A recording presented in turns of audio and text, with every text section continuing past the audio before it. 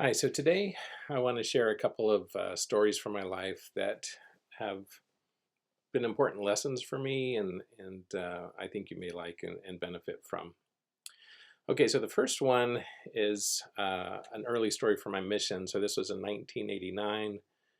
I was a new missionary in the Dominican Republic, Spanish speaking, and at that point I didn't understand the language well. I had had Spanish classes, so I could speak it a little better than I could hear. Um, but some sister missionaries in the area asked my senior companion and me to um, give a blessing to the mother of one of their investigating families. And I guess my senior companion knew the background, but I didn't. And so we went there, and a senior companion asked me to be the one to give the blessing to the elderly mother. And the mother was in in her bed, moaning in pain, kind of writhing and moaning in pain. So I didn't really know the backstory for this lady. I gave the blessing. I did the best I knew how. Did the best I could, trying to follow the Spirit. In the blessing, I blessed the lady that she would be healed.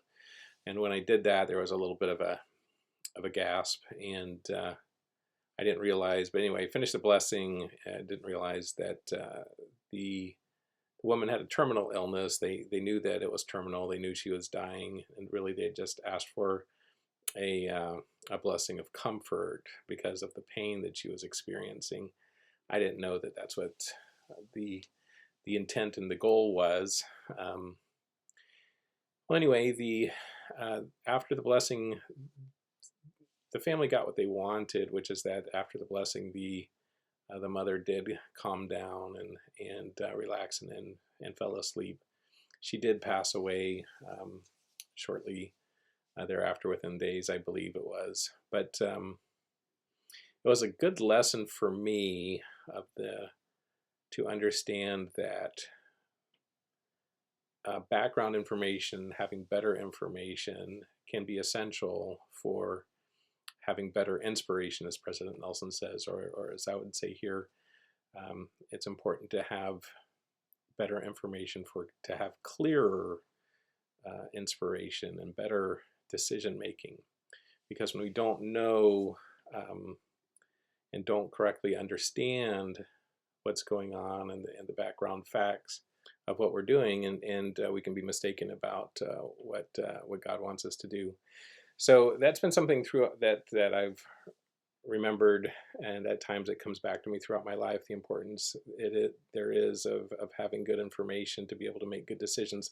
I think in life, a lot of the problems that we see in poor decision making that we get in the government and in church and in family, a lot of the poor decision making comes from poor information, a poor understanding of truth, a poor understanding of priorities, a poor understanding of, the ramifications and the pros and cons of things that can come, and a lot of that could be avoided if there is better information available and provided. So it's important to see how we can get better information and also help people that are charged with making these kinds of decisions, help them to have the information they need to better fulfill their responsibilities and duties. All right, and then the second story I'll tie in. This is one that was more recent. This was in the 2010s, maybe 2014 or so. I took my daughters on a trip to Europe. And at that time, our cell phone package did not work internationally. And so what we ended up doing is we had one cell phone that we got that would work internationally, and we all needed to rely on that one cell phone when there wasn't Wi-Fi available. It's that one cell phone for Google Maps to help guide us through some of the cities that we weren't familiar with and we didn't speak the language and so forth. And so I had that cell phone, and they needed to rely on me to guide us and help get us to where we needed to go. And if you chose between my teenage daughters at the time and me, I would be the last person that you would pick to be the ideal person to be guiding us via Google Maps with poor reception. But nevertheless, that was my responsibility, and that's what they needed to stick with me. And we had some misadventures, and so for example, we were in Florence, Italy for part of it, and we needed to catch a train. We needed to get over to the train station by foot, and at that particular point, the cell phone reception was really bad, so such that like you could walk a certain direction, it wasn't registering that which direction you were going, so you weren't getting that kind of feedback to help guide you. There were no street signs that were any good in the particular area where we were, and so it was a lot of taking some wrong steps and then having to adjust and go back. And my daughter's like, I think it's this way, and more often than not, they were actually right.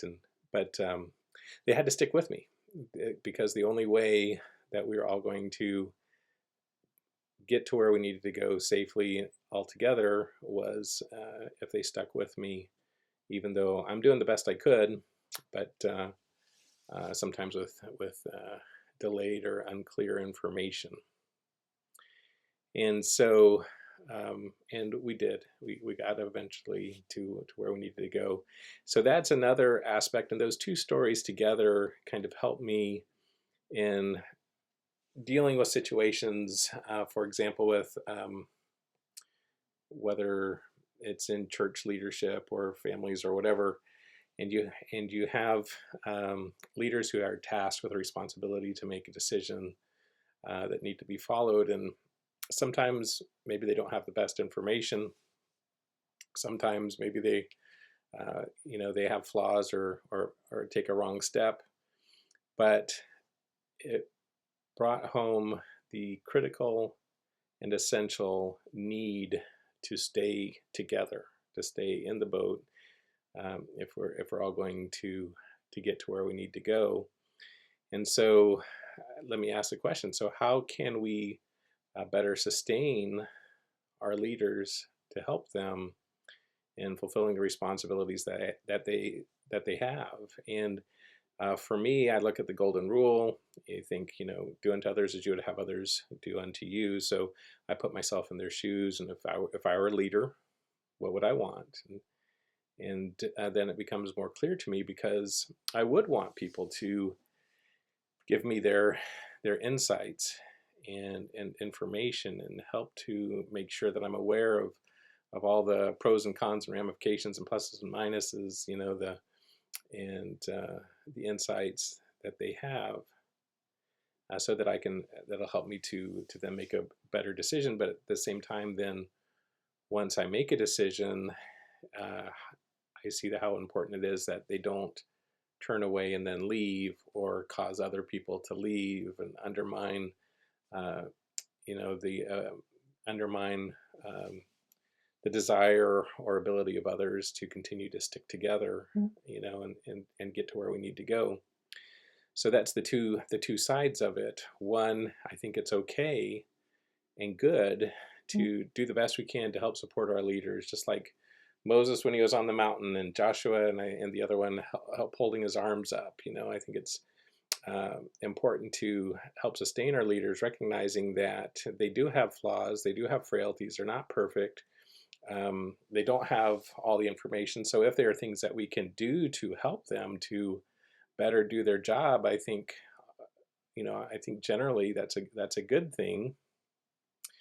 But on the flip side, like Miriam would criticize Moses and she was punished for that. I think that the flip side of it is it's different. Supporting is one thing, helping is one thing.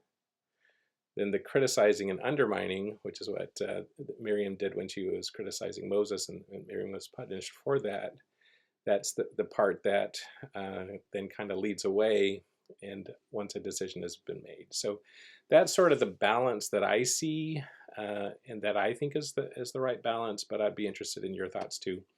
But I hope that was interesting for you. If you like this content, please hit like or subscribe or notifications so that you can get additional videos, and also hopefully others will get it as well. Thanks.